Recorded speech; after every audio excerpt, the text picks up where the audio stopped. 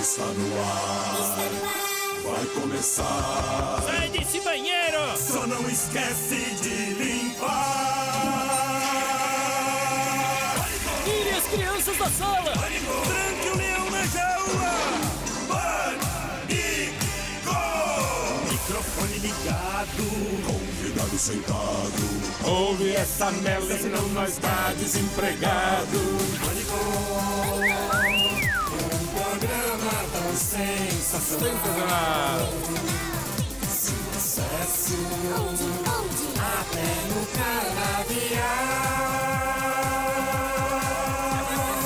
canavial. Nós ouve mesmo. Olá, tudo bem? Estamos de volta aqui na programação da Jovem Pan para mais um dia de atividades radiofônicas. Paulinho, onde está nosso Robert? Não tem. Não chegou. veio? Quem está responsável pelo Robert? Cabide. Cabide. Que paroca, viu, meu? Ei, cabide. Cabide. Tem Paroca, 500 viu? pessoas me pedindo pra vir aqui. Cabidinho, hein? Muito bem, vambora. Bora. Palavras de otimismo com o bebê gigante. Palavra de otimismo com o obeso elefante. Esse é o famoso 16 toneladas. Muito boa tarde, rapaziada. Vamos lá. Um leão nunca ruge após matar. É isso aí, bichão. Olha o outro aí, ó. Chegou cedão, né? Chegou cedo. Corda descabelada. Cedo, viu? Chegou cedinho, Vamos sair né? mais cedo de casa? Meio Vamos? dia. Posso falar uma coisa? Hoje eu não, o entrevistado de hoje é maravilhoso. É? Quem é? Belas palavras, viu, Bola? Sérgio Cortella. Ele chega é um atrasado, gênio. ele dá um migué. A gente já se enturma, né, Emílio? Isso aí é o dinamismo que você me ensinou do rádio brasileiro. Vamos lá? Muito bem. Cara de pau. Quem você convidou, Couve? Couve, engravida! Couve está no implante. É, O Couve está implante. fazendo Ah, implante. que coisa. É um papelão, meu irmão. É uma barbaridade.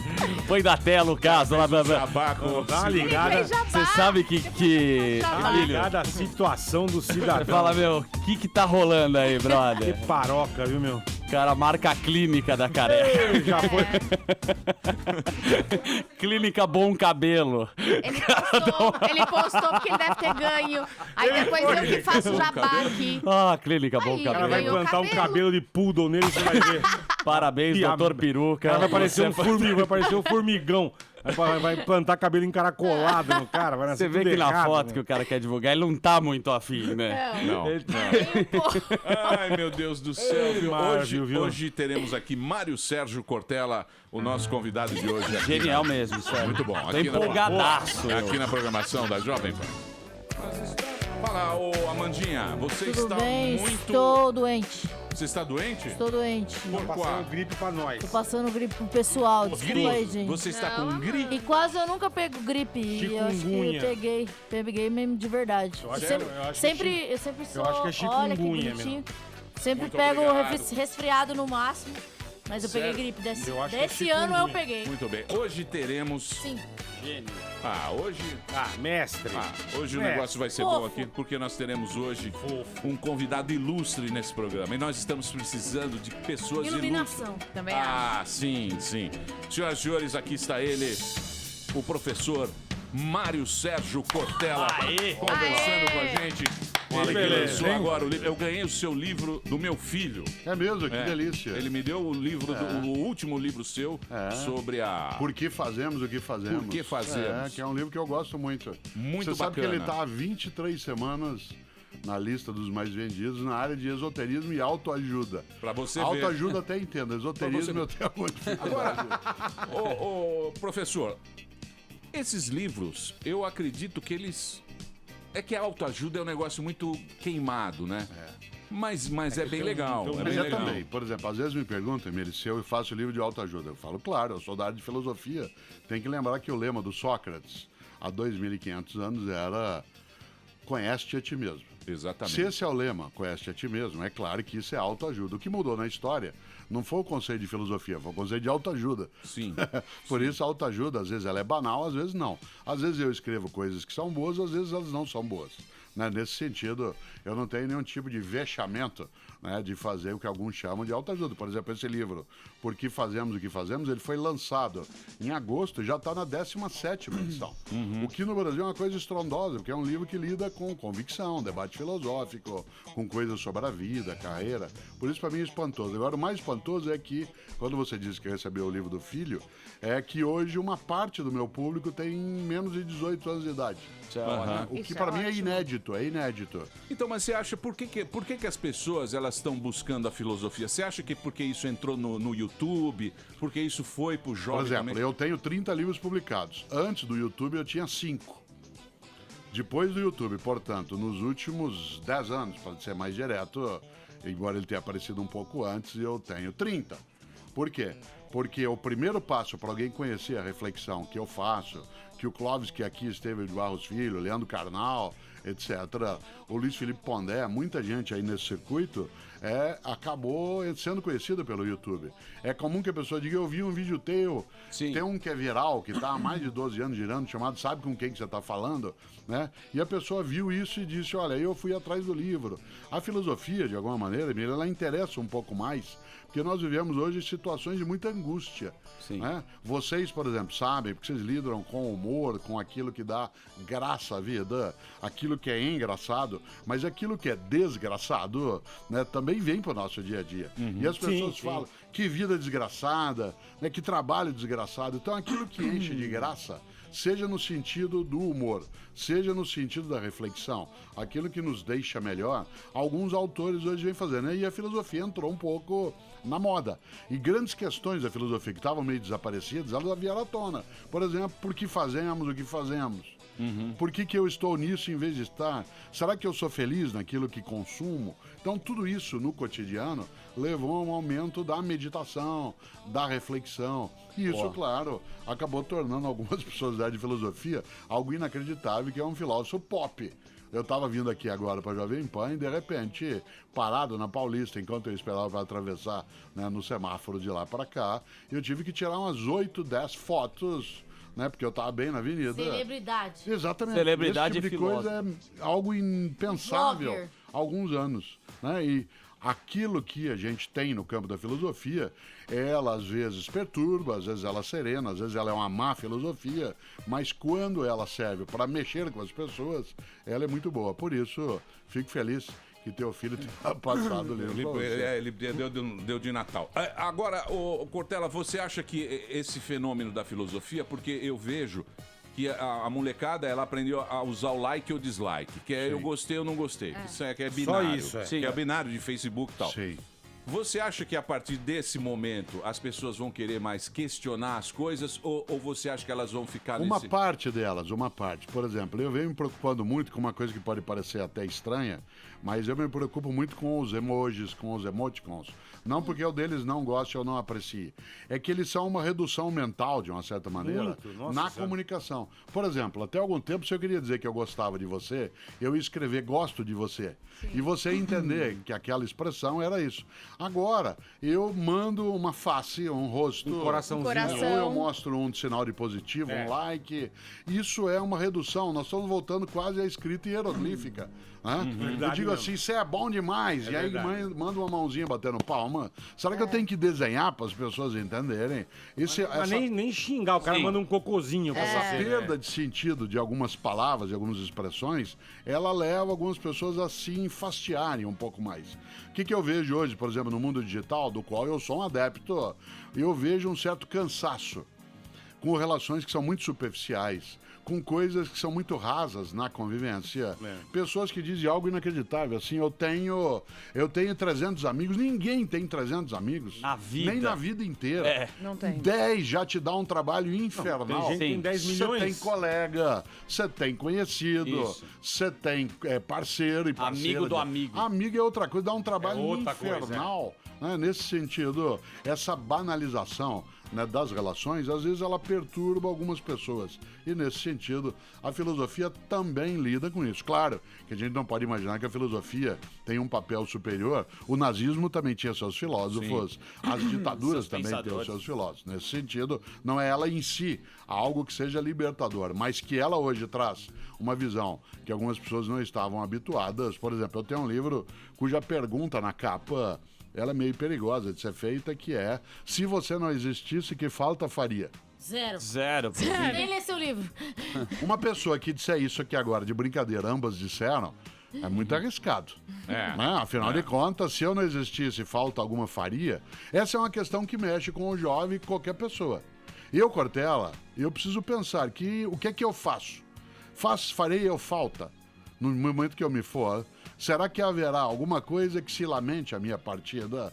Você dirá, mas isso é indiferente. Não, não é indiferente. O Barão de Itararé, nosso grande inspirador, né, o Aparício Torelli, naquilo que é capacidade de pensar a vida com humor e não com mau humor, ele tem uma frase que parece óbvia. Ele dizia, a única coisa que você leva da vida é a vida que você leva.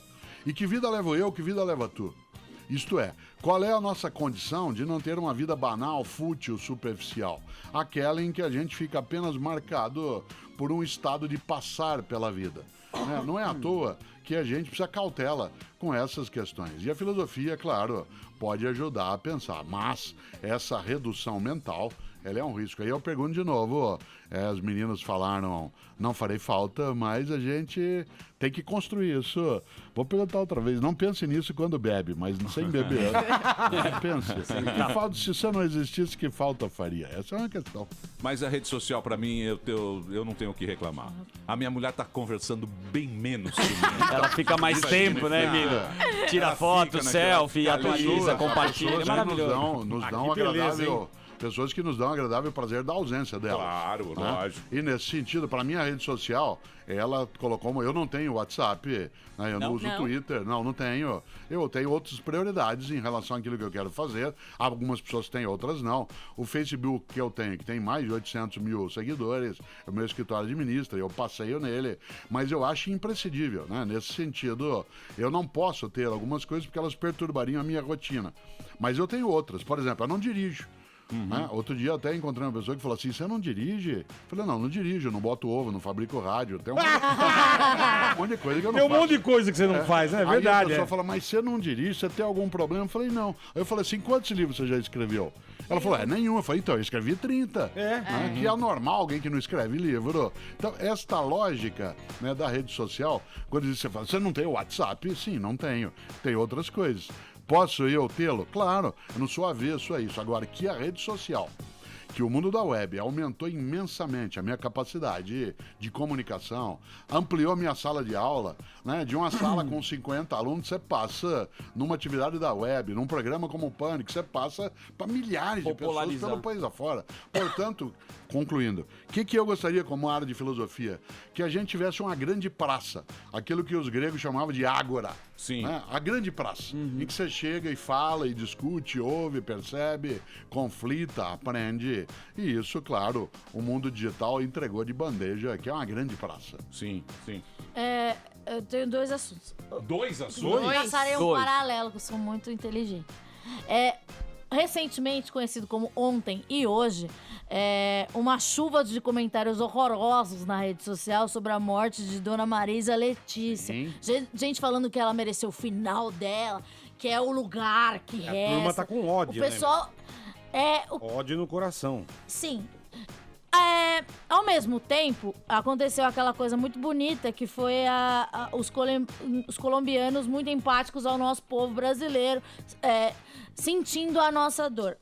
O senhor acha que o brasileiro tem algum problema, assim, com empatia? Você não sabe, foi educado muito bem? Há uma coisa, tem uma expressão em alemão, né, que não tem tradução para outros idiomas e que o Pânico trabalha muito bem, que é uma expressão que é Schadenfreude, que significa alegria pela ferrada do outro. Certo? Isso é. Em alemão, na tradução direta, significaria eu fico alegre quando o outro tem algum dano. Quando seu amigo cai, você dá risada. Exatamente, é claro. Em grande medida, a ideia de pegadinha, a ideia de uma brincadeira, ela traz isso. Nós passamos a vida também com essa percepção. No entanto, no Brasil, em relação a isso, há uma outra marca.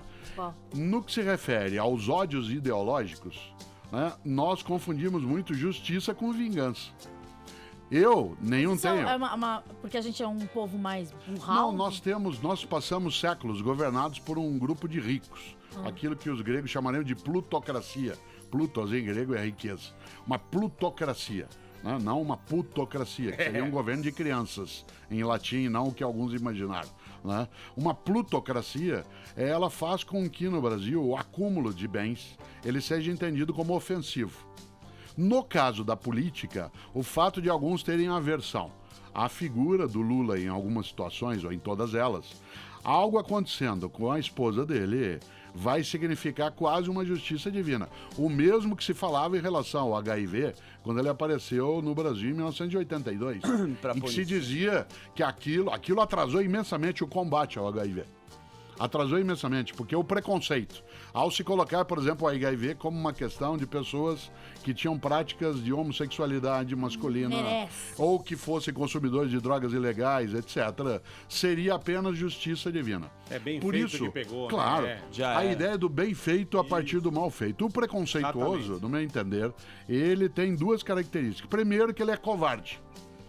Porque a pessoa que é capaz de, não entendendo algo, querer sobressair só outra, achando que ela é boa e a outra bem feito que isso aconteceu, é muito estranho. Segundo, é tola. Na suposição de que a única maneira de se avaliar as coisas a partir daquilo que me dá prazer, porque algo que não é bom aconteceu para alguém.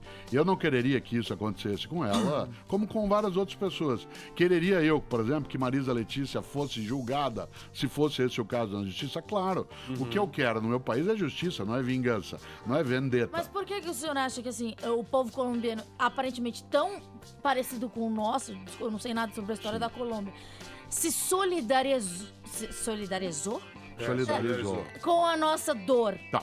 Primeiro que a palavra solidária não vem de solidão, vem de sólido. Uma pessoa solidária é aquela que quer dar solidez à vida coletiva.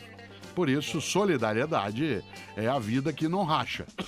O povo colombiano teve uma formação nos últimos 40 anos muito ligado ao problema do enfrentamento político interno. O enfrentamento do tráfico de drogas ilegais, os cartéis que se estruturaram, a questão das guerrilhas ligadas ao mundo da selva. Aquele povo teve que construir pouco a pouco um outro modo de ser nação. A nossa nação teve uma formação histórica na qual, nos 3 primeiros séculos, nós éramos uma colônia. De repente, de modo inédito, o mundo do Império muda para cá em 1808. E vem o governo para a colônia e continuam aqui nos mandando em várias coisas. Nós, por exemplo, tivemos uma independência que foi feita pelo colonizador. Nós tivemos uma república que foi proclamada em 1889 por um monarquista, que era o Deodoro da Fonseca, que aliás era o ministro da guerra do Dom Pedro II. A não participação do povo, a não ser a partir da segunda metade do século XX, no dia a dia da nação, gerou uma população na qual eu tenho uma postura subserviente. Serviu a quem é poderoso. Por isso ele vira meu compadre, eu abro a porta para ele. Mas como dizia bem o Tom Jobim, no Brasil o sucesso é uma ofensa. Ele é uma ofensa. E cada vez que você encontra alguém que está num patamar que está com algo que você acha que ele talvez não mereça, se com ele algo acontece, a gente acha que precisa fazer. No caso da Colômbia, eu quero voltar até um ponto que eu acho importante. Nós demos uma hiperdimensão à questão da queda do avião no Chapecó. Não que não merecesse homenagem, nem discussão, mas houve aquilo que se chamaria de um exagero, porque nós estávamos precisando chorar. Exatamente. Fazia 2 anos que a gente estava com a garganta travada. Mas é uma catarse. Claro. Acontece uma Foi uma tragédia catarse. dessa. Né? E aí é lógico, eu me lembro, porque morreram mais jornalistas do que jogadores de futebol. Certo? Sim. E não necessariamente se fez ali um outro movimento. Insisto, aquilo esgotou. Tanto que o jogo Brasil e Colômbia... Ninguém foi. Vocês não vão. Foi horrível, há um deu momento vergonha. em que a substituição daquela catarse, ela já houvera sido colocada. Ora, o povo colombiano, ele é capaz de coisas maravilhosas, o nosso também. Também é. Só que na circunstância, em relação à luta política atual, a gente caiu numa armadilha, e eu concluo essa longa resposta das tuas 2 questões. Nós entramos numa coisa perigosíssima, que é a impossibilidade do diálogo. A conversa começa assim, de que lado você tá? Sim. Isso Ora, você cada um tiver. precisa... Esse é o fim de uma Agora você conversa, falou não tudo, é o é. começo. Esse é o final, né? É o final. Agora Por você falou isso, tudo. acho que a morte cerebral de Marisa Letícia, ela pode representar para alguns a ideia até de que era algo merecido, mas acho que isso é muito pequeno para alguém supor que assim devesse ser. Acho que as pessoas podem ter as suas objeções ideológicas, podem entender as coisas de outro modo, mas é muito mesquinho, né? Ter uma alegria por alguém que parte num sofrimento e gera, pode dizer, mas é que nem o Ike Batista, tá vendo? Agora ele merece não ter vaso sanitário. A questão é um pouco mais séria. Justiça não é vingança. Boa. Uma sociedade que implanta a justiça como vingança, essa semana, segunda-feira que passou, foi aniversário de morte, do assassinato, né, de Mahatma Gandhi, que foi assassinado em 30 de janeiro, como vocês sabem, né, de 1948. Pois bem, Mahatma Gandhi tem uma frase para a gente não esquecer. Ele dizia, olho por olho, uma hora acabamos todos cegos. Olho por olho, uma hora acabamos todos cegos. Por isso, é necessário cautela. Você pode até dizer, tá vendo? Não deu tempo dela ser julgada, não deu tempo do Ike aproveitar, etc. A gente queria que, em vez disso, tivesse acontecido... Cuidado, né? É necessário cuidado para não desprezar, né? Não Cortella, reduzir aquilo que é democracia. Então, mas você não acha que isso aí, o cara ele quer que a opinião dele prevaleça por ele estar em rede social? E a rede social é o eco do que ele acha. Porque os amigos dele, a gente sabe lá que tem aqueles algoritmos e tal, que traz tudo que você gosta. Então, se acontece aquilo, ele tem uma opinião, vamos imaginar que ele é contra o Lula, ele é tal... Para os amigos dele, ele quer ter a opinião dele, para a opinião dele realmente prevaleça. Lógico. Todo mundo, em qualquer circunstância, gostaria disso. Quando tem plateia. A diferença é que o mundo digital, ele amplificou a plateia e ele permitiu também o anonimato. Né? Porque alguém pode se colocar sem precisar fazê-lo no cara a cara.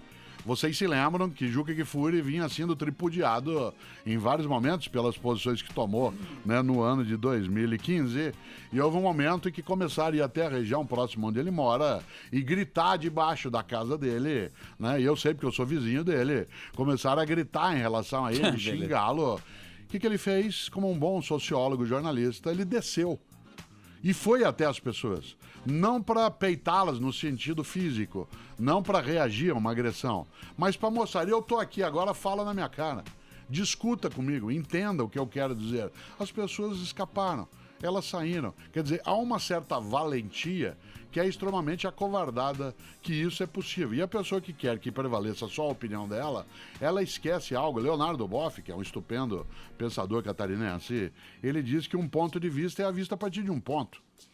Um ponto de vista é a vista a partir de um ponto. E nesse sentido, claro que alguém pode ter validado a sua opinião. Eu, Cortella, não deixo de ler, não deixo de estudar as pessoas com as quais eu não concordo e que não concordam comigo. A semana passada, na TV Cultura, eu falei contra o muro do Trump. E apanhei na internet de algumas pessoas. Alguns dos argumentos contra mim foram absolutamente inteligentes. E eu, em vez de recusá-los, os postei, né, no Face que o meu escritório administra. Por que não? Eu quero a conversa, eu quero o debate. Quem não pensa como eu, me ajuda a melhorar aquilo que eu estou pensando ou a confirmar o que eu tenho. Claro. Nessa hora, né, essa ideia do pensamento único, exclusivo, aquilo que é o grande irmão do 1984, ele é extremamente perigoso. Né? Nesse sentido, a amplidão do debate, a capacidade de incorporar outras percepções, impedem que eu mergulhe naquilo que o Carlos Imperial um dia compôs, que foi a mesma praça, o mesmo banco, o mesmo jardim, as mesmas flores, que é um pensamento muito reduzido. Eu chamo isso, às vezes, Emílio, de os jívaros. Jívaros são alguns grupos indígenas da América Andina, né, especialmente na região, né, da Guiana, Venezuela, que fazem redução de cabeças. Isto é, a especialidade deles é pegar os adversários, né, e produzir uma série de embalsamamentos em que a cabeça da pessoa vai ficando quase do tamanho de uma bola de tênis. Sim. Tem gente que se dedica no dia a dia a ser um jívaro, né, a reduzir a própria cabeça. Uma azeitona. E nessa hora, claro, a rede social que ela faz, ela se torna um palanque para coisas muito boas, mas se torna também um palanque para a idiotia. Quando Umberto Eco, ano retrasado, o grande escritor italiano, disse que a internet permitia que os imbecis mostrassem sua existência, embora isso tivesse produzido, né, uma ofensa para alguns, me lembra até uma frase do Guy de Maupassant, que foi um escritor francês, em que ele era elitista no que ele disse, que eu vou repetir aqui. Ele dizia que ele era contrário à alfabetização, porque ele dizia, você alfabetiza o povo e a besteira se liberta. Isto é, a pessoa pode começar a escrever também e pode começar a ler. Claro que a frase é elitista, mas ela indica um pouco o que nós estamos vivendo hoje, que é a capacidade de lembrar algo que eu sempre gosto de trazer à tona. A diferença entre a genialidade e a estupidez é que a genialidade tem limite. E a Boa. estupidez Não tem. É verdade. Posso fazer Agora, uma esse questão? fenômeno, né? Esse fenômeno que você tava falando lá do Trump e tal, é mais ou menos o que aconteceu aqui, que tá acontecendo aqui no Brasil, que tá Sim. acontecendo na Europa. Sim. Há Há uma certa movimentação do mundo, especialmente do mundo ocidental, em direção a pensamentos mais conservadores, porque a grande promessa do neoliberalismo, chamando isso da grande ideologia política do capitalismo contemporâneo, era que haveria um momento de fartura imenso. Por exemplo, nós estamos vivendo no Brasil a primeira crise econômica, que é forte, mas que veio depois de 5 anos de fartura imensa. Verdade. Quando começou a crise econômica no Brasil há 2 anos, num primeiro momento as pessoas ficaram mais com raiva da crise do que preocupados com ela. Por quê? Se você imaginar, vamos pensar 2012... 2012 as pessoas estavam comprando carro em 80 meses. Sim. Né? Estavam viajando, fazendo cruzeiro. Havia uma coisa saudosa que era caos aéreo. Causa Saudades, né? Bug do milênio. Todo mundo tinha. Lotado. O apagão. As pessoas estavam viajando, comprando TV de plasma, depois a Ai, digital. gostoso. De Aquela repente, Acabou a graça. a penúria veio à tona. E as pessoas, num primeiro momento, ficaram com raiva. Claro que a raiva é sobre o governo, no primeiro momento. O governo Dilma deu algumas razões para isso também, mas nem tudo era responsabilidade exclusiva de alguém que estivesse na gestão. Essa raiva não passou. Muita gente parou de comer fora, teve que tirar seu filho da escola. Eu me lembro, eu fui secretário de Educação Eu na saí cidade da de São terapia, Paulo. foi horrível. Pois é horroroso. E quem você xingava, não a tua terapeuta, nem Sigmund Freud, você xingava a crise. Quando eu era secretário de Educação na capital, houve uma grande crise econômica, vocês se lembram, quem tem mais idade nos ouve, em 1991. Sim. Em 91, a inflação no Brasil era de 3.000% ao ano. 3 mil. Né? Nós estamos agora com 6,5 e já estamos dando pulo dessa altura. Pois bem, no ano de 91, às vezes a gente ia às escolas, eu era secretário na capital na época, na capital paulista, e você encontrava pais e mães de classe média nas filas de matrícula no mês de janeiro e fevereiro. Eles tinham tirado seus filhos por conta da crise da escola privada. A maior parte estava de cabeça baixa, envergonhado, como se ele tivesse tido uma perda, né, irreparável. Ora, esse tipo de raivosidade, ela vem à tona. E quando você fala da Europa, britânicos querendo sair, né, da comunidade europeia, a eleição de Donald Trump, que a democracia norte-americana permite, né, e que acontece, eles são capazes de eleger às vezes que eu acho que não devem, e nós também. Né? Não é um privilégio Mas do também povo é. norte-americano, não é uma exclusividade. Mas esse pensamento mais conservador, mais sectário, porque a gente usa muito errado uma palavra, a filosofia não gosta disso, que é a palavra radical. Porque em filosofia, radical é aquele que vai às raízes, aquele que não é superficial. Porque radical em latim significa raiz. A palavra que a gente deveria usar para falar de gente que não admite a oposição, que pensa de um único modo, que é absolutamente fundamentalista, a palavra correta é sectário. Uma pessoa sectária é aquela que não aceita que nada seja diferente daquilo que ela mesma pensa. Uma pessoa radical é aquela que vai às raízes. Quando alguém me chama de radical, acho que ele está me elogiando. Se ele chamar de sectário, né, eu fico meio ofendido. O que é uma pessoa sectária? É aquela que só tem a si mesma como referência. Os gregos tinham um nome, Emílio, para isso. No grego antigo, a pessoa que olhava só para o próprio umbigo, que era incapaz de olhar além dela mesma, em grego é idiotés. Da onde veio a palavra idiota? Sim. Idiota não significa tonto. Idiota significa aquele que olha só para o próprio umbigo. O Renato Giannini Ribeiro, que foi ministro da Educação no Brasil, e eu temos um livro chamado Política para não ser idiota. Certo? Porque idiota é aquele que olha só para o próprio umbigo. Porque o prefixo id significa próprio, né? Identidade, idiosincrasia, idiopatia, etc. Idiota é aquele que olhava só para si mesmo. Ora, nós temos hoje muitos idiotas. Sempre tivemos. É que hoje eles têm onde falar.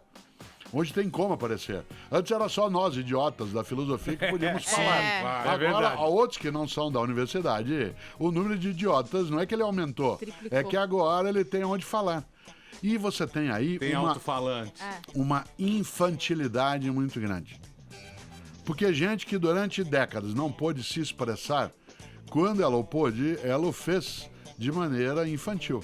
A palavra infantil significa aquele que não pode falar. Infante, né? Significa aquele que não pode falar, que não pode dizer-se. E quando alguns começaram a poder falar, onde podiam, que ele podia participar na rede, que ele podia manter o próprio blog, que ele pode escrever o livro que ele quiser.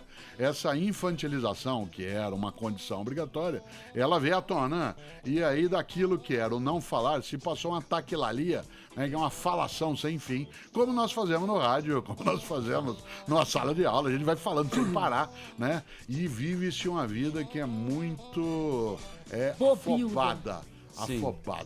Né? Ansiosa. Isso, ansiosa. Não é casual que a gente tenha aumentado imensamente o consumo de produtos que tentem lidar com a nossa ansiedade. E aí tem um dado até curioso. As empresas começaram a ter que fazer isso. Fazer uma coisa inacreditável, que é um dos sinais de doença da nossa civilização. Acho que a gente tem 2 sinais de doença na nossa civilização. O primeiro, o segundo eu vou dizer já, tem a ver com isso. O primeiro sinal de doença é que famílias inteiras saem de casa aos domingos para comer comida caseira. Não tem lógica. Isso é um sinal de insanidade. Nossa, A não família faz assim, agora eu tô se preocupada. junta Pra comer sai um pra arroz, comer comida feijão. caseira. É verdade.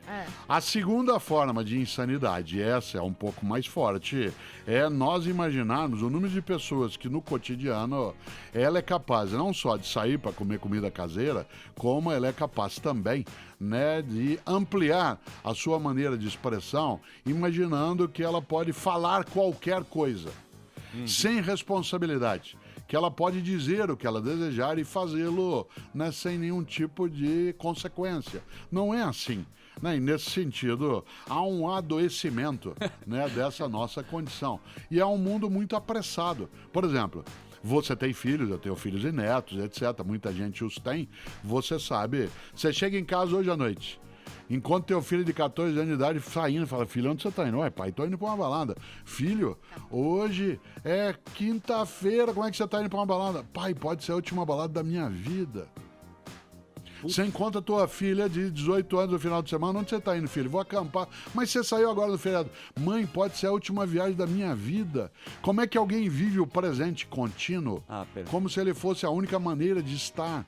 Essa incapacidade de olhar o tempo. Por isso, há um adoecimento que só não é maior do que a nossa ideia de sair de casa atrás de comida caseira. Então, mas é isso que você fala nesse livro aí. O cara, ele quer ser, mas sem o processo. Isso. Como assim? Exatamente. Ele não passou por isso. Não, não diz Amanda, não. Amanda, Não tipo fala a Amanda. assim. Ela quer fazer sucesso, ela põe na cabeça que ela quer fazer o sucesso. E fará, se ela se dedicar, Toma. Isso, mas ela correr atrás, ela não quer correr atrás. Mas não é mágico. Por exemplo, Vem de graça. às vezes teu filho chega e diz assim: pai, eu não vou fazer faculdade. Sim. Zuckerberg não terminou faculdade. É isso aí. Bill Gates não terminou faculdade. Sim. Aí você tem que chamar o filho no canto e falar assim: filho, vem cá que o papai vai te contar uma coisa. De fato, Zuckerberg não terminou faculdade, ele largou. Mas sabe o que ele largou? Aí você tem que pôr a mão no ombro dele de modo gentil e firme. Harvard! Ele largou Harvard. 1 ano em Harvard dá 30 numa unisquina qualquer. Certo? Bill Gates não terminou a faculdade, de fato, ele largou. Sabe o que ele largou? Harvard! Largou no 4º ano de Direito e Matemática. Ele largou Harvard porque ele achou Harvard fraca. Putz. Então o papai faz uma combinação com você. Se você acha que as coisas são automáticas, Daí você primeiro sai. você entra em Harvard, depois você larga. Aí sim, O né? que você chamou? Eu tenho um livro chamado Qual é a Tua Obra, que é o que dá o ponto de partida para esse outro, que é o que por que fazemos o que fazemos. Aliás, o Qual é a Tua Obra, para minha alegria, já vendeu mais de 500 mil exemplares nos últimos 10 anos. Nesse livro eu tenho uma coisa que eu chamo, que é muito antiga. Quem é jovem não vai entender, que é Síndrome de Rock Balboa. Porque era aqueles filmes do Rock Balboa, do Sylvester Olho no Stallone. Tigre. Todos Olho eles. do Tigre. Qual é a síndrome de Rock Balboa? No Rock Balboa, nos filmes do Rock, na primeira cena ele tá no ringue, apanha. Aí você fica com pena dele. E aí ele vai ter que treinar com um lutador velhinho que vai ensiná-lo a vencer. Isso. Aí aparece durante 3 minutos a imagem dele subindo escada, pulando corda. Treinando e que nem um depois de maluco. 3 minutos ele já entra e vence o alemão do outro lado. Isso é síndrome de Rock Balboa. É achar que as coisas... É como se a Amanda achasse que bastava ela sentar na bancada e as coisas aconteceriam. Ela não acha isso. Hedonista. Hedonista. É. Há tudo pelo prazer. Isso. Mas se ela chamasse Ananda, aí ela seria hedonista, porque Ananda, em sânscrito, é o prazer supremo. Meu, é impressionante. Agora A cachola. amada. Eu vou fazer um break agora, daqui a pouquinho a gente volta, o papo tá bom. Eu te Mário amo. Quero Sérgio. falar depois. Se eu me apaixonar Aqui por você hoje, errado... Mário Sérgio Não é Cortella. errado. Hoje, o nosso querido filósofo, professor, o mestre Mário Sérgio Cortella conversando aqui com o Pânico. Fazia 3 anos que a gente tá tentando trazer É verdade. Cortella, mas a vida dele é cheia de palestras, né, E Cortella? quando não é, eu finge que é, só pra parecer, só pra- parecer difícil. Claro. Isso aumenta a capacidade das pessoas insistirem e faz com que você diga isso. É bom, né? O cara achar que a sua vida tá difícil. Lógico, especialmente a Receita Federal. Sim. Sim. Muito bem. Vocês têm Tem uma pergunta? questão, Milhão. Pois não, Boleta. Eu queria saber, professor, tipo, por você ser um cara bem sucedido, as pessoas, você vê os comentários, gostam muito de você, tem gente que chega pra você e fala, pra você falar é fácil. Você fez Você 30 ser eu. livros de sucesso. Você é um cara que tem sucesso na vida. Eu sou um lascado e eu não tenho nada. Então pra você é fácil falar. Existe isso? Existe várias vezes um elogio que é meio frequente, mas ele às vezes, se exagerado, é meio ofensivo. Que é assim, nossa, você tem o dom da palavra. Porque a expressão dom pressupõe que eu seja um apaniguado pelos deuses. Sim. E que eles me escolheram e disseram, você vai falar em público. Tal como fazer o que vocês fazem falando ou fazendo na TV, seja algo que você vai lá e faz. É uma coisa meio óbvia. Quem Claro percebe, que não. Né? E eu sempre lembro, me elogie, que eu gosto, claro, mas não supõe algo que eu não sou. Por exemplo, Arthur Moreira Lima, um dos nossos maiores pianistas, tem uma história que eu gosto sempre de lembrar. Ele um dia terminou um belíssimo concerto maravilhoso no Palácio das Artes, em Belo Horizonte, lá na Afonso Pena. E aí um jovem de uns 20 anos se aproximou dele e falou assim, eu adorei o concerto, eu daria a vida para tocar como o senhor. E ele respondeu, eu dei a vida. Foram 30 anos, 8 horas por dia. Então eu digo, por exemplo, eu estou, né, as pessoas falam, nossa, como você fala bem. Eu estou há 59 anos na escola, como aluno e professor. Eu, para escrever 30 livros, eu já li na minha vida uns 10 mil livros. Sim. Cada dia eu estou numa cidade. Cada dia eu estou aprendendo, ouvindo, participando, debatendo. Ontem até à noite eu estava em Goiânia. Vim de sair de lá, era 4 horas da manhã. Estou em São Paulo, que é a cidade onde eu moro agora. Amanhã eu estou numa outra cidade, depois vou a outra e assim por diante. Estou aprendendo, errando, fazendo. Quando a pessoa diz assim, você tem o dom da palavra, ela supõe que haja aí uma facilidade que ela, Nasceu claro, assim, né? não existe. Agora, tem um outro componente. Aí eu, por exemplo, que com alegria estou sendo elogiado, né? Estou sendo afagado. Verdade. E outro dia eu estava num evento e estava me elogiando em excesso antes de eu começar a falar. E eu fiz um pedido, eu disse, olha, eu vou pedir a você, não me elogie tanto por uma razão. No Brasil, nos últimos 10 anos, nós temos nos decepcionado tanto com gente que estava sendo elogiada, que talvez seja melhor seguir o conselho do Machado de Assis. Machado de Assis disse algo que é decisivo. Está morto, podemos elogiá-lo à vontade. Isso. Isto é, Mas, Cortella- só alguém falecido hoje pode merecer tantos elogios, porque ele não é mais capaz de fazer tanta idiotice. Né? Nesse sentido, o elogio, ele é bom, mas a bajulação ela é prejudicial. Por outro lado, Bajulação. supor que é fácil. Claro que para mim é fácil. Eu sentar aqui, eu passo a tarde falando. Minha profissão é fazê-lo. Eu sou professor há 42 anos. Né? Faço isso sem nenhuma dificuldade. Mas eu estou fazendo aqui agora de um outro modo. Aí eu conto, Emílio, uma outra história que eu gosto, que foi do Renoir, do pintor. Pai, inclusive, do Renoir, do cineasta. Um dia ele estava numa praça, como se fosse a Avenida Paulista aberta, e ele pegou uma tela e fez uma belíssima pintura em 5 minutos. Belíssima. E ele já estava bem idoso, o Renoir, e um jovem se aproximou dele e disse assim, o senhor me ensina a pintar? Ele disse, claro. Disse, mas eu queria pintar um quadro como o senhor pintou agora. Ele falou, então, pintei em 5 minutos, mas demorei 80 anos para consegui-lo. Certo? É verdade.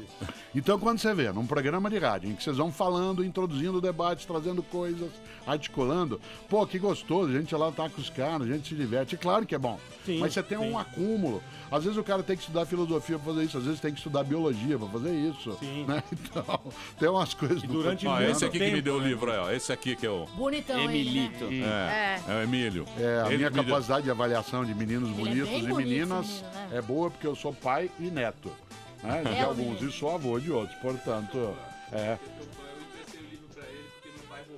não roubou não. Não roubou, não. Ele me deu o livro. Ele teve a posse provisória, como dizia o Ike. Isso, isso é. Posso verdade. Posso fazer uma questão? Ô, Cortella, mas isso aí que você tá falando, fazer daqui. todo mundo tem uma habilidade, certo? A sua habilidade, o que você queria ser é ser professor. Isso. E ser professor é dar uma aula, é fazer uma palestra, é o que você gosta. É o que eu faço. te realiza. É o que me realiza. Eu Eu sempre faço uma distinção entre trabalho e emprego. Emprego é fonte de renda, trabalho é fonte de vida. O emprego é aquilo que você tem para obter renda. Já aquilo que é o teu trabalho, tem pessoas que trabalham, mas não tem emprego. Alguém que cuida de pessoas, alguém que cuida de filhos em casa, alguém que tem um trabalho de voluntariado. E trabalha Isso é um bastante, trabalho, mas não é né? emprego. Há pessoas que encontram no emprego o trabalho que queriam ter. Sim. O que caracteriza um trabalho diferentemente do emprego? Agora eu vou Então, falar mas até... claro. Mas isso aí não quer dizer que você vai ser o Cortella. Não. Você tem que estar feliz em ser professor. Claro, exatamente. Aquilo que eu consigo no meu melhor na condição que eu estou conseguindo naquela circunstância. Por exemplo, por que eu entrei no magistério? Como eu, quando tinha 18 anos, queria ter uma experiência religiosa mais densa. E eu fui vivendo um convento. Eu fiquei 3 anos numa clausura. Eu já estava na universidade, já estava fazendo filosofia. E eu vivi 3 anos numa clausura. Era monge carmelita descalço. Jura? Quando eu estive ali no final do 3º ano, eu achei que aquele não era o caminho que eu queria trilhar para sempre. Que o mundo religioso tinha encantamentos, mas não era a rota que eu queria. O que eu aprendi no clero, em larga escala? A falar em público. Porque você, quando está numa atividade como monge, você não tem só atividade conventual na clausura. Você tem também a necessidade de fazer pregações, de todos os momentos de ir à frente do povo e falar. Isso vai te formando, né, naquela condição. Por isso, ninguém em sã consciência se tornará aquilo que é o único exemplo que tem. Eu trabalhei 17 anos com Paulo Freire, o patrono da educação brasileira, um homem que nascido em Recife, está sepultado na cidade de São Paulo, que morreu aqui em 1997. Paulo Freire tem uma frase que eu acho que vale muito, serve para você, para mim, qualquer pessoa. Ele dizia, fazer como Paulo Freire não é fazer o que o Paulo Freire fez, é fazer o que ele faria se ele estivesse no meu lugar. Fazer como Cortella não é fazer o que o Cortella faz, é fazer o que eu faria se estivesse nesse lugar. Fazer como Emílio Zurita não é fazer o que você faz, é fazer o que você faria se ali estivesse. Essa é a diferença entre cópia e inspiração. Quando você copia, você faz o que o outro fez. Quando você se inspira, você faz o que ele faria se ele ali estivesse. Por isso, eu me inspiro, né, em muitas pessoas que eram capazes de falar bem, que eram capazes de ser tribunos, por exemplo, dentro do mundo do parlamento, da educação, do rádio. Às vezes eu sou imitado, porque eu não sou uma pessoa tão difícil de ser imitada. Você Isso. fala desse O jeito, Daniel tava te imitando. É verdade, e assim Claro. como as pessoas pensam, Por isso- elas levam ao O meu questionamento. sotaque original, Daniel, E não é verdade. esse, porque eu sou caipira de Londrina. Eu falo. Por isso- Eu falo dessa Eu forma. falo desse modo mais Ratinho. cantado, dessa forma, que nem Leonel Brizola. E os quando rabinos. ele dizia não é verdade, né? De maneira que se entenda melhor. Como eu também faço rádio, né? Como eu também sou professor, eu preciso ser mais nítido naquilo que eu tenho de pronúncia. E esse sotaque falsificado, ele é autêntico. É um sotaque falsificado autêntico. Que faz a gente prestar Real atenção oficial. no que você está dizendo. E eu faço uma E é coisa, verdade. uma coisa que vocês sabem fazer aqui no rádio decisivo, que é esticar os fonemas. Os rabinos falam Isso, assim. claro. Os padres também falam É verdade. assim. Ô, Esse é o Cortella, segredo. Com posso fazer uma tranquilidade. questão? Claro. Eu fiquei pensando aqui e eu tô lendo um livro sobre mindfulness, que é a mente presente, Muito e você me breve. deixou um pouco confuso, eu Ainda bem. confesso. Porque todo questionamento leva ao sofrimento. E o que diz nesse livro? Fala que com o seu pensamento você tem que se preocupar, porque um pensamento pode te levar a um conflito. E o mindfulness fala sobre meditação e você usar, às vezes, o pensamento que é negativo e pode te trazer a algo que você vai sofrer. Um filósofo, com a quantidade de conhecimento e repertório que você tem, e você usa muita etimologia, você fala de onde vem as palavras, isso não te deixa com um conflito na sua cabeça? também? Graças Um aos pouquinho pra céus. E o conflito, ele também não deve ser trabalhado e você também falar, cara, eu não posso pensar nisso e agora zerar a minha mente? Em alguns momentos, por exemplo, há situações em que eu faço algo que eu chamo de suspensão da sobriedade. Certo. Essa suspensão da sobriedade pode se dar numa hora de contemplação, de ficar com a Cláudia, minha mulher, sentado de mão dada, olhando um pôr do sol, Tá. como pode significar também tomar uma bela dose de uísque, Whisky, ótimo. uma taça de vinho, em que a suspensão da sobriedade, ela, de modo controlado, né, num território que não seja negativo para a comunidade, ela é boa. Mas há uma outra questão. O conflito é criativo, o que é negativo é o confronto. Exato. Né? Por exemplo, o conflito cria. Os orientais usam uma expressão que para mim é quase um lema de vida. Eles dizem, eu não luto a tua luta, eu danço. Porque se você imaginar, a luta é um confronto, mas a dança é um conflito. Ela faz com que você tenha que lidar com o espaço, com o teu corpo, com o movimento. Por que nós apreciamos a capoeira naquilo que é ela como dança? Porque ela não é um confronto, ela é um conflito. Você simula um movimento e no combate das ideias, o conflito é criativo. Por exemplo, quando você pensa diferentemente de mim, isso me faz crescer. Quando eu sou capaz de acolher a tua discordância, é um sinal de inteligência. O conflito é a divergência de postura. O confronto é a tentativa de anular a outra pessoa. Vez ou outra, o jornalismo diz uma coisa equivocada.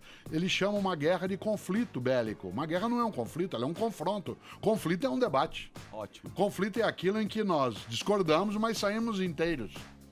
Confronto, a minha tentativa é tirar você. Chama-se de confronto uma partida de futebol, isso é estranho. Inclusive porque o adversário não pode ser eliminado, senão acaba o esporte. Não ia ter time mais, Eu sou caipira, sou jogador de truco, jogo até hoje. Uma das coisas gostosas do truco, pra quem sabe jogar, é que você humilha o adversário, faz ele passar debaixo da mesa, grita. Todo mundo aqui que fez faculdade o fez maravilhoso, jogando truco. Sim. Né? Ora, mas tem uma coisa que você não faz, que é provocar o adversário a ponto dele largar, porque senão acaba o jogo. E se tem uma coisa chata... Acaba a graça. Acaba a graça. Se tem uma coisa chata no truque, é o que a gente chama de mano a mano. É um jogar contra o outro. O truque se sustenta no conflito que não degenera em confronto. Degenerar em confronto, ele acaba. A universidade, a ciência, a arte, ela vive do conflito. É necessário que alguém pense diferente de mim. Por isso que Leonardo da Vinci produziu ideias que Isaac Newton discordou, mas incorporou outras. Por isso que Albert Einstein, ele foi capaz de levar adiante coisas que Newton tinha levantado, mas que ele construiu de uma outra maneira e conflitou. Sem Newton não haveria Einstein. Exato. Mas também, se o Einstein só concordasse com o Newton, nós não teríamos as teorias do Einstein. Tudo é um remix. Alguém melhora ele no final. Às vezes é um remix que é positivo, outros que é negativo. A gente pode Sim. juntar coisa ruim, por exemplo, uísque com guaraná. É uma porcaria. É um É ruim, Agora com tem uma que ser pedrona tem que de ser gelo. cowboy. Não tem que ser cowboy, mas não pode ser promíscuo. Uísque com guaraná é promiscuidade. E Exatamente. com Tá suco de contaminado. laranja, Tá. suco de laranja, vodka com suco de Olha, laranja. vodka com suco de laranja é uma bebida antiga. Alguns, inclusive, que a tomaram acabaram se suicidando, né, na história da literatura. Cuidado. Ô, Cortella, existe uma teoria nova aí que diz o seguinte, que nós, essa geração aí que tá vivendo e tal, a gente conseguiu tudo que o consumo poderia dar. Que a gente tem muito consumo hoje em dia. E que isso gera uma ansiedade, porque hoje em dia você sempre acha que tá faltando alguma coisa na tua vida. Então, eles dizem o seguinte, que você tem que limpar, deixar exatamente o necessário para você ficar mais calmo, para você falar, isso é legal, isso é o suficiente para mim. Você acha que vai para isso ou você acha que esse consumo vai ficar, eu preciso do iPhone Olha 7, que do coisa 7S, maravilhosa. 7.3 e tal? Você levantou bem. Simplicidade não é sinônimo de carência. Simplicidade é sinônimo de suficiente. Uma vida simples não é aquela na qual haja carência. Uma vida simples é aquela na qual haja suficiência. Suficiência de comida, suficiência de afeto, suficiência de socorro de saúde. Nós não podemos confundir abundância com desperdício. Nós não podemos confundir abundância com descarte inútil. Hoje, uma parte da sociedade vive aquilo que a gente chama de uma consumolatria, uma adoração do consumo que gera infelicidade em sequência. Há um grande pensador africano que viveu na Europa no século V, chamado Agostinho, que católicos, ortodoxos e anglicanos chamam de Santo Agostinho. Pois bem, Agostinho tem uma frase que você e eu temos de meditar sempre. Ele dizia, não sacia a fome quem lambe pão pintado. Isto Não é, sacia a não fome. mata a fome quem lambe o desenho num pão. E nós estamos lambendo o desenho, achando que aquilo é o real. Essa virtualização do mundo, em uma certa medida, que é a transformação de átomos em bits. O mundo digital exagerado, ele sem dúvida colabora imensamente. Por exemplo, eu adoro poder encontrar os meus netos pelo Skype, vê-los dentro de uma capacidade de transmissão. Mas isso não substitui a presença, o toque, o aroma, o aperto. Esta ideia de uma virtualização exagerada, ela gera uma insatisfação. É mais ou menos quando a gente lê de modo exagerado revistas de culinária. Ou, quando eu era mais jovem, as revistas de mulheres nuas, em que aquilo gerava em você angústia. Porque aquilo era, como era inatingível. Primeiro que não há um ser daquele jeito, assim como não há também nenhum prato que todo mundo tem em casa, todos aqueles ingredientes que você tem que fazer. Essa ansiedade que vem, ela é resultante de um consumo que confunde desperdício com abundância. Mas a ansiedade é porque a gente tem muita escolha. Tem excesso de escolha. Não é determinado. A gente cai numa armadilha que um dia Lewis Carroll escreveu. Vocês sabem que Lewis Carroll era um professor de matemática no século XIX, britânico, cujo nome de batismo era Charles Dodson. Para ele escrever livro, ele escreveu Alice no País das Maravilhas, ele escreveu como pseudônimo de Lewis Carroll. Aliás, uma brincadeira que todo mundo sabe, né? Alice não chama Alice à toa, né? Porque os iniciais dele em inglês é LC, né? Lewis Carroll, que é o mesmo som que Alice em inglês. Ora, quando Lewis Carroll faz a obra, ele cria ali uma coisa que a gente não pode esquecer. Eu li dezenas de vezes Alice no País das Maravilhas. Eu não vi o filme do Tim Burton, mas eu li muitas vezes o livro. E tem alguns personagens que eu acho maravilhosos. Primeiro que Alice no País das Maravilhas é um livro de filosofia. Aliás, todo o filme Matrix, o primeiro deles, que é o único que faz sentido, né, ele é todo em cima do Alice. Cambodrilá. Se você se lembra, né, em cima, a Alice, a história do Alice no País das Maravilhas, é uma menina que está andando no jardim, cai num lugar, não sabe onde está, vai atrás de um coelho branco, e aí nada mais faz sentido. E o Matrix começa com isso. Né? O Keanu Reeves está ali a chamar de Neo, né, o novo em latim, está no micro e começa a aparecer na tela Follow the White Rabbit, né, siga o coelho branco. Nessa hora toca a campainha, abre a porta, tem várias pessoas, entre elas uma menina com um coelho branco tatuado. Aí começa a história. Você quer a realidade, você quer a ilusão? Claro que a gente quer a ilusão. A ilusão do número de amigos, a ilusão de que você é gostado porque alguém dá like, a ilusão de que você é alguém que está vivendo uma vida feliz porque você pode postar toda hora o que você está comendo. Mas sozinho te dá uma tristeza imensa. Pois bem, no Alice no País das Maravilhas, você falava do excesso de escolha, ela tá perdida, não sabe onde está. E tem uma personagem que eu acho maravilhosa, que é um gato, que aparece e desaparece várias vezes, aparece só o rabo dele, só o sorriso. Na segunda vez que a Alice o encontra, ela encontra outras vezes, o gato tá lá no alto e ela que tá perdida caminha por lá e vê o gato e fala assim, por favor, o senhor pode me ajudar? O gato fala, claro, com aquela voz bonômica de gato britânico. E ela diz assim, por favor, pra onde vai essa estrada? O gato diz, pra onde você quer ir? Que é a grande pergunta da vida. Sim. E aí ela disse, eu não sei, eu tô perdida. E ele responde, o gato, pra quem não sabe pra onde vai, qualquer caminho serve. Certo. Para quem não sabe para onde vai, qualquer caminho serve. Por isso, uma parte dessa consumolatria, desse consumo desesperador, advém da capacidade que algumas pessoas estão tendo de não fazer escolhas, de achar que pode escolher tudo e o resto, de ter tudo agora já ao mesmo tempo junto. Por isso... A frustração, ninguém quer se frustrar. Claro, mas a frustração é parte da vida. A vida não é como um game em que você reseta e ele começa outra vez. Não dá pra Não dar é, stop. a vida não tem recuo digital. Não dá para dar um hero ainda nem um forward, em que você vai e faz, a não ser na memória. Nós estamos criando uma geração de pessoas, e a responsabilidade é nossa, de adultos, que confunde desejos com direitos. Que acha assim, eu quero, você tem que me dar.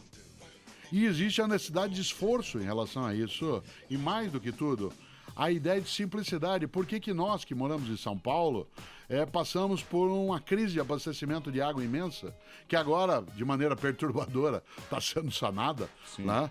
Porque nós confundimos abundância com desperdício. E porque tinha facilidade de acesso à água, então a gente escovava os dentes com a torneira aberta. Para quem faz a barba, eu fazia deixando. O banho no chuveiro ficava um tempão. As pessoas, em vez de juntar a louça de uma vez dentro da pia, não para deixar para o dia seguinte, mas juntá-la e lavá-la de uma vez, né? Aquele desperdício. Por isso, volto e aí concluo uma coisa que você disse. Simplicidade. Simplicidade não é carência, é suficiência. Ou a humanidade entende isso, ou nós vamos nos destruir. Apesar de assim, Cortella, fica tranquilo, porque a humanidade está evoluindo. Eu queria lembrar uma coisa que a gente não pode esquecer. A palavra evolução, usada inclusive pelo Darwin, não significa melhoria, significa mudança. Sim. Câncer também evolui, problema também se desenvolve e falência também progride. Tanto que quando um de nós morre, no nosso prontuário no hospital, o médico responsável anota no prontuário, evoluiu para óbito. Ai, gente. Então não Você acha- vamos evoluir. Você Quero acha evoluir. que a sociedade anda em círculo? Sempre é um círculo, sempre acontece alguma coisa. Eu vou dar um exemplo. Sim. A gente tinha muita repressão com minorias, com gays, com preconceito. Aí foi aumentando. Aí aparece um Trump, aparece um Bolsonaro. Sim. A gente tem... Por quê? Porque as pessoas não têm essa celebração. Fala, agora foi demais. Agora você está indo, passou dos seus limites. Eu vou usar uma pessoa que raramente é citada, acho que faz tempo que não é citada, acho que no Pânico nunca foi, que é Vladimir Lenin. Sim. Certo? Lenin tem um texto maravilhoso chamado A Teoria da Curvatura da Vara, no sentido de vareta. Né? O grande Lenin dizia o seguinte: quando você tem uma vareta que está puxada para o lado de cá e presa desse lado, uma vareta fincada no solo, quando ela está dobrada por um lado, isto é, vale tudo, a gente fala o que quiser, discrimina quem tem orientação sexual diversa da nossa, quem não tem a mesma religião. Quando você solta a vareta, ela vai pro outro lado com toda a força. Essa teoria da curvatura da vara é o que nós estamos vivendo hoje, com o politicamente correto, com exagero em relação à questão da possibilidade de você ter uma ação política que não seja reacionária. Eu acho que nós vamos equilibrar o balanço dessa vareta. Então você é otimista. Sim, nesse sentido, só posso sê-lo. Inclusive porque como eu não acho que eu não tenho outra vida, ou é nesta que eu sou otimista ou eu não tenho ocasião. E nesse sentido, acho que ser otimista não é ser tonto. Ser otimista é você olhar que a humanidade melhorou muita coisa em vários momentos, outras piorou. Por exemplo, a recusa à discriminação, ela é uma coisa importante. A capacidade nossa de brincarmos sem sermos humilhadores, ela é uma coisa importante. A capacidade de entender que na internet e na escola não pode haver algo que é absolutamente danoso, que leva a gente a sofrer, que leva alguns a querendo se suicidar, que é o bullying. Eu nunca fui magro. Quando eu era menino na escola em Londrina, não me chamavam de bola, mas me chamavam de Dumbo. Eu nunca fui magro. Dumbo mas elefante. isso tudo bem.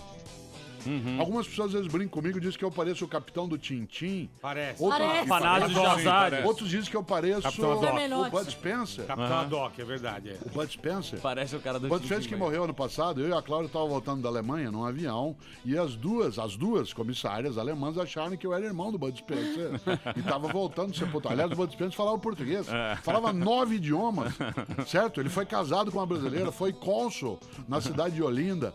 E é interessante porque isso fazia parte, então na escola, chamar alguém de 4 olhos, de português, como acontecia com outros, tudo bem, um fazia com o outro. E a gente ria.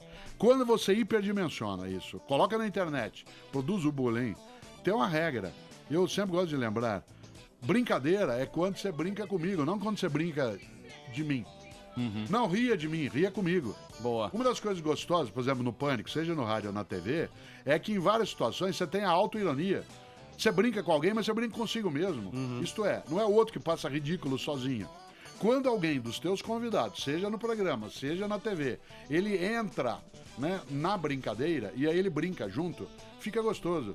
Porque gostoso é quando você brinca comigo, não Muito que você mais brinca Eu gostoso. concordo total. Nessa hora, Muito mais gostoso. nessa hora o bom humor traz essa condição. Por isso, nada de exagero que não seja essa teoria do Lenin. Eu vou fazer um break agora, rapidinho, daqui a pouco a gente volta. Uma palestra, Não, né? mas essa uma é... programa, hein? uma aula. O cara dá uma aula. Daqui a pensou? pouquinho a gente volta aqui com o Mário Sérgio Cortella e o livro que a gente tá falando. que eu ganhei aqui do meu filho.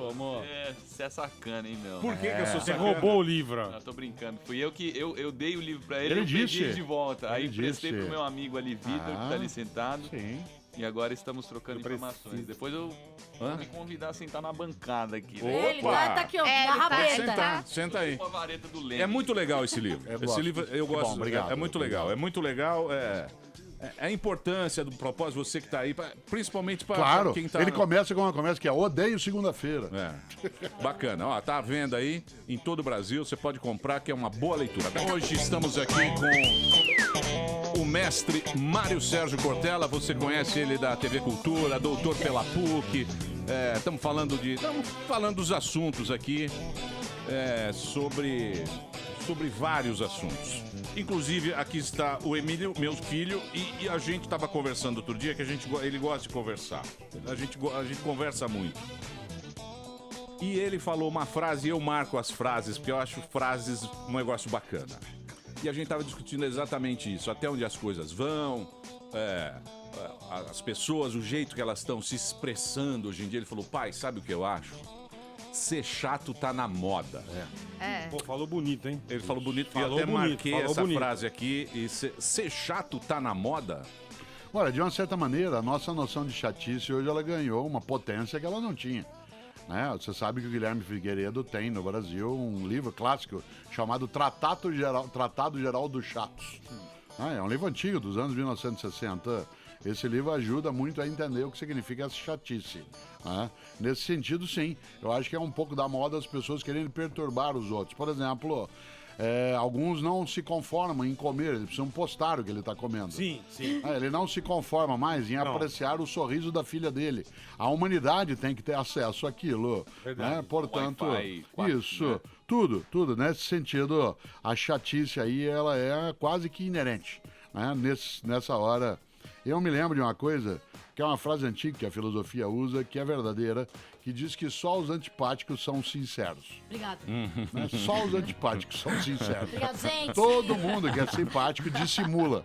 Porque aquele que é excessivamente simpático, ele é chato. É aquele que quer te elogiar, grudar em você. Né? Vocês estão acostumados, lidam com o público, etc. Com né? chato também. E com chato mais ainda. Pra caramba, Né? Que nessa hora a sinceridade maior, ela vem do antipático. Né? E de maneira geral, a chatice ela passou a ser elevada a um valor que é de ser pegajoso.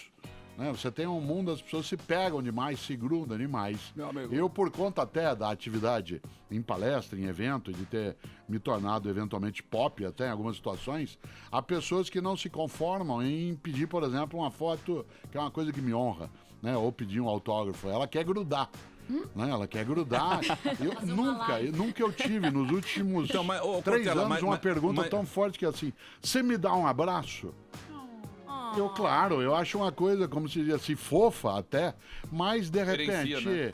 A pessoa tá suada, né? Mas as pessoas. Essa terapia do abraço não é a minha área Free específica. hug, você não é do free Você não hug. é. Mais do free do que do hug. Mas você não acha que isso aí, porque seria muito bom se todo mundo tivesse um filósofo na vida, não um Não, psicólogo. ao contrário. Eu queria ter um. Não pode. Eu queria ser um Nero Você e sabe ter o um quarto. Sêneca. Eu queria ter um Eu queria que Sêneca. você fosse No meu bidê, Schopenhauer. um cara que senta no vaso. Schopenhauer você. seria uma coisa especial. Ah, é mas meu você favorito. Agora, você você não tem que lembrar que a melhor maneira de perder um ídolo é conviver com ele. Que ele é Sim. chato Milor também. falava isso. Mas você não acha que é justamente isso, por você ser um cara que dá um caminho, o caminho Pra pop, Alice. o caminho pop, ali que tá todo Isso, mundo claro, buscando claro. um caminho. Eu não tô negando, obviamente, a capacidade de ser afagado pelas pessoas por conta até dela supor que algum bem a ela também faço. Mas eu não faço só o bem, não faço isso o tempo todo. Nesse sentido, há uma diferença entre admiração e idolatria. Por exemplo, a melhor maneira de você reduzir a tua capacidade reflexiva é você achar que aquela pessoa que você admira, que ela não tem lacuna, não tem falha, né? Porque isso vai fazer com que se perca essa capacidade. Há uma frase antiga que é do Ralph Nader, aquele grande especialista, né, em consumismo nos Estados Unidos, que ele diz: o verdadeiro líder não forma seguidores, forma outros líderes. Porque se você formar seguidores, você vai apenas ficar no campo da repetição. Nesse sentido, um intelectual, um professor, um comunicador é aquele que forma pessoas com ele para que levem adiante aquilo que ele está fazendo. Vou dizer uma coisa que parece até estranha. Eu sou orientador de alunos de mestrado e doutorado, por exemplo, na universidade. Primeira coisa que eu falava para os meus orientandos, né, quando eu orientava mestrado, doutorado, era na primeira reunião. Você quer honrar a minha orientação? Me supere. Você quer que a minha orientação a você seja honrosa? Me ultrapasse. Se quando você terminar a tua pesquisa, o conhecimento estiver onde eu já tinha deixado, é uma ofensa. Nesse sentido, a capacidade, que é muito forte, né, de dizer assim, eu preciso ter comigo um filósofo. Sim, você precisa ter alguém que te acompanhe, vivo ou morto. Às vezes me perguntam, você acredita em psicografia? Eu falei, claro, todos os meus livros são psicografados. Diz, ué, mas você é espírita? Eu falei, não, respeito imensamente, mas todos os livros que eu escrevi eu menciono Sócrates, Platão, Aristóteles, Descartes, Kant, é tudo gente que já faleceu. Né? Se você entender psicografia como uma dimensão dentro da religião louvável, que é o kardecismo, é uma coisa. Mas na literatura, todos nós somos psicográficos, né? E psicografadores, porque o fazemos. Por isso, legal, ter um filósofo ao teu lado, mas com moderação. Posso perguntar uma coisa? Pois não.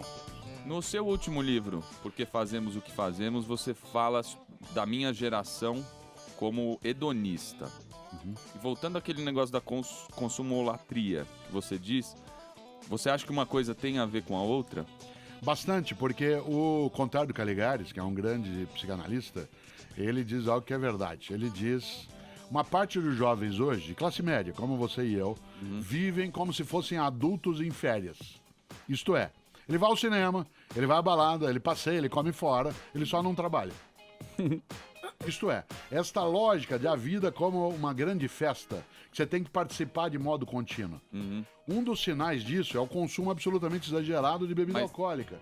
Isto é, a incapacidade da pessoa perceber que ela não vai turbinar a vida dela de modo artificial.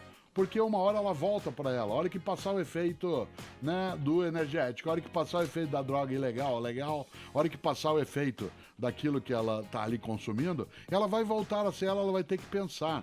Essa artificialização da felicidade, que não é só por meio de medicamento. Por 7 dias uma não dá, pessoa né? que for feliz de modo contínuo, ela não é feliz, ela é idiota. Você é feliz de modo contínuo. Certo? Uma pessoa que é feliz o tempo todo é porque ela não está entendendo nada.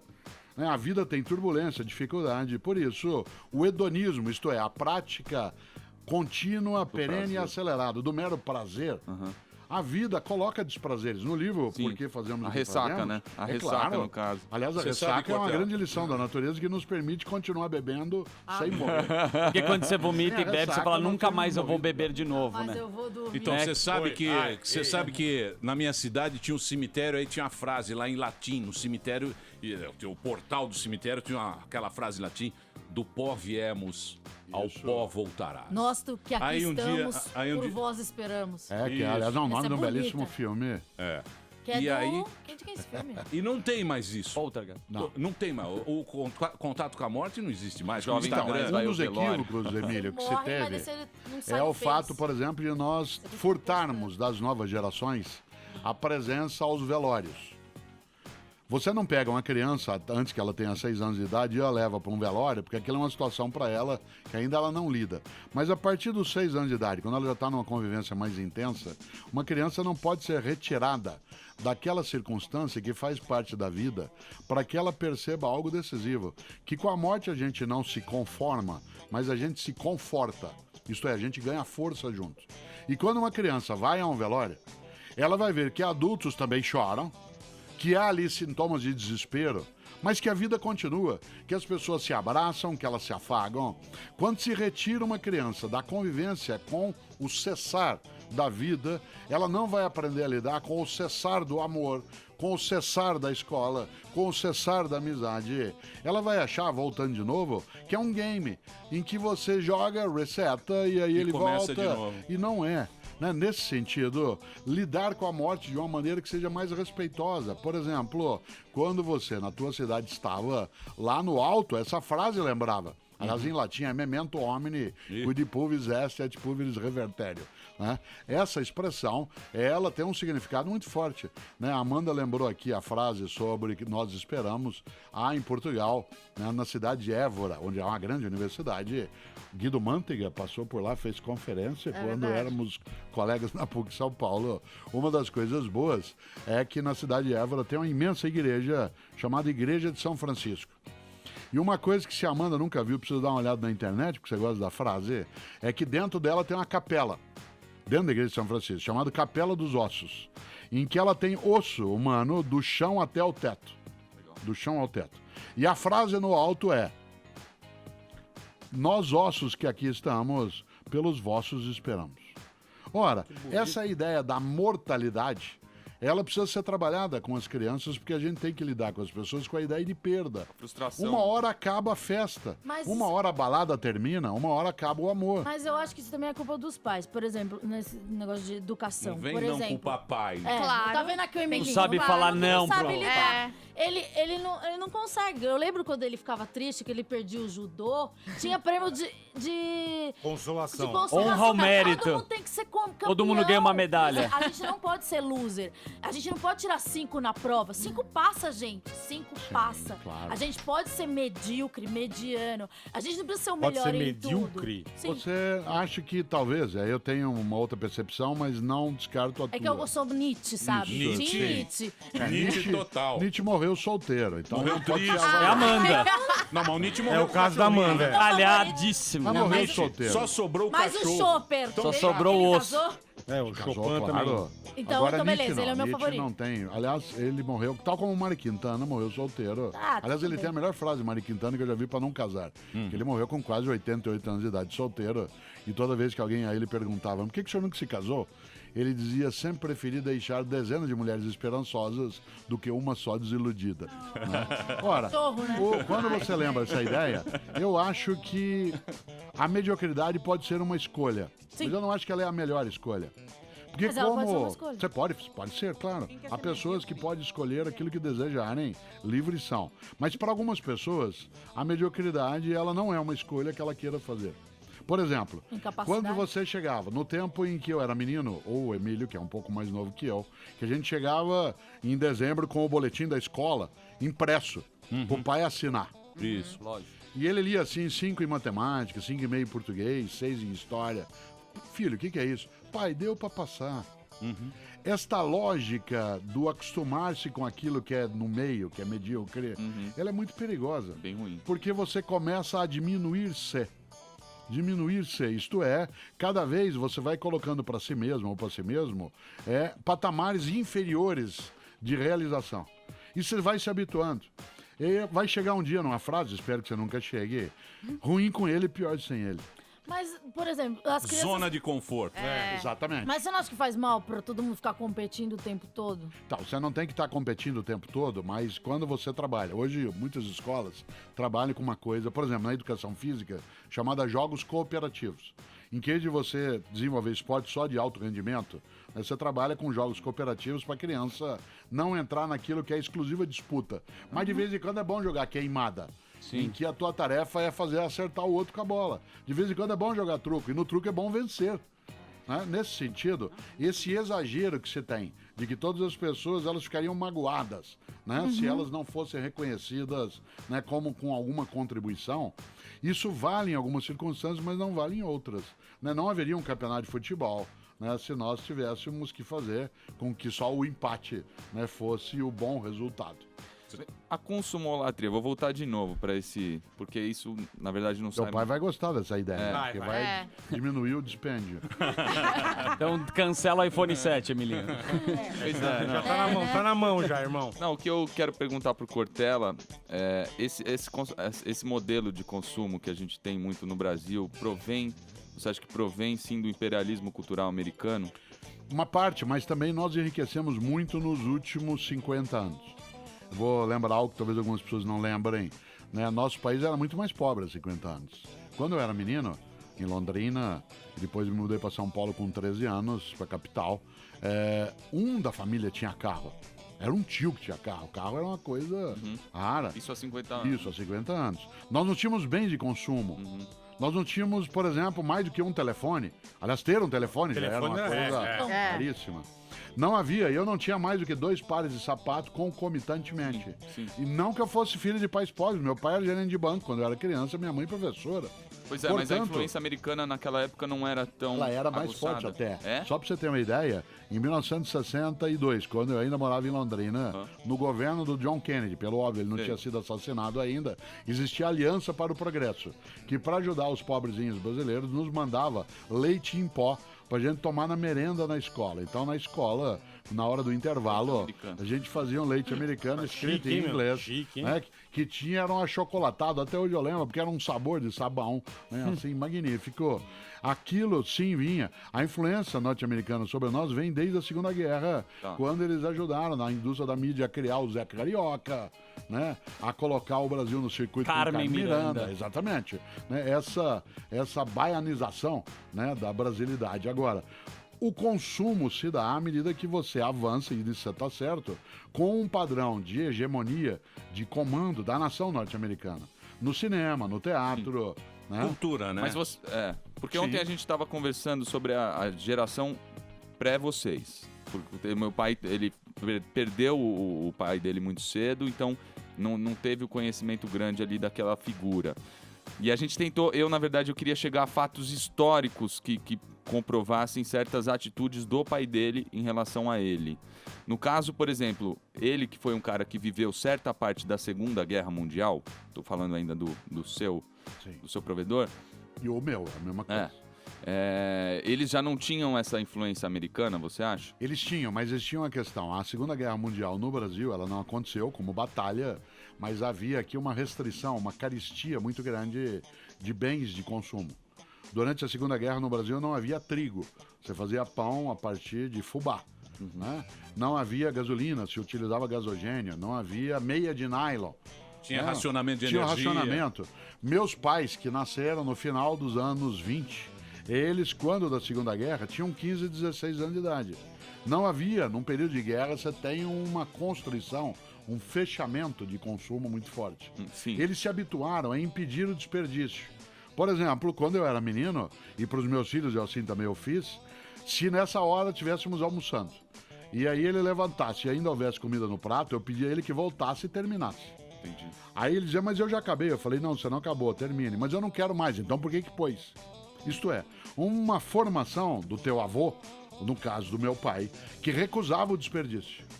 Hoje, as pessoas levam os filhos para os fast food para fazer guerra de batata frita, de jogar ketchup com a bisnaga um no outro. Isso é uma violência. Num país que ainda tem, num planeta que ainda tem miserabilidade, admitir que uma criança seja criada com a ideia de que ela pode desperdiçar, de que comida possa ser descartada, jogada fora, isso é uma violência. Você acha preocupante? Claro. Perigoso? Agora, volto a Amanda. Onde está a culpa dos pais? Pais que criam para os filhos a ideia de que sair de casa é sinônimo de compra. Pais e avós. A gente não sai mais de casa para tomar um sorvete, para ver formiga trabalhar, para ver a lua. Não, a gente sai para comprar. Sair é sinal de fazer alguma compra. Se o pai e a mãe informam assim, assim será. Vou usar um ditado, e aí termina o antigo. Quem sai aos seus não regenera, mas tem um outro. Quem sai aos seus não degenera. Há dos dois modos. Mas eu acho que quando o pai e a mãe informam desse modo, digam a frase que acham que é minha na internet. Não é quem dera. O mundo que nós vamos deixar para os nossos filhos depende muito dos filhos que nós vamos deixar para esse mundo. Bacana. Cortella, muito obrigado, professor Mário Sérgio. Uma aula, né? Uma palestra. Ó, o livro tá aqui para você comprar aí online agora. É muito bacana. Esse livro aqui é muito... Que bom, obrigado. Foi muito legal esse papo. Obrigado, muito Uma obrigado alegria. mesmo. Uma alegria. Mário Sérgio Cortella. Vamos embora? Vamos. Como é bom levar cultura para o povo. É verdade. Não é, Amanda Ramalho? Aí que você vê que você é um jegue, né? aí você Quando vê você que tá você com um cara desse patamar, você fala, Por putz, isso, aí que é bom você parar de ler a cultivar- capa da UOL um pouco. É bom você cultivar a modéstia. Exato. Saber que você é um bosta. Entendeu? É isso. Nessa hora, Fala, quando você cara. fala, eu sou um bosta, você fica mais... Do topzera pro bosta. Exatamente. Você se coloca mais no seu lugar. Você Boa. fala, eu sou um topzera. Muito bem. Vamos embora. Amanhã estaremos de volta neste horário com Globais. Amanhã teremos... Cássio Reis. Dando pra nossa Cássio realidade. Reis e a... E a Fê Vasconcelos. Fernanda Vasconcelos. Vasconcelos. São dois lindos. É isso aí. Tchau, gente. Tchau. Mas já terminou? Terminou! E eles não desistem! Já terminou, vamos acabar. Já está na hora de encerrar. Pra quem já almoçou, pode aproveitar e sair pra cá. Acabou mesmo! Acabou! Acabou mesmo! Aproveite.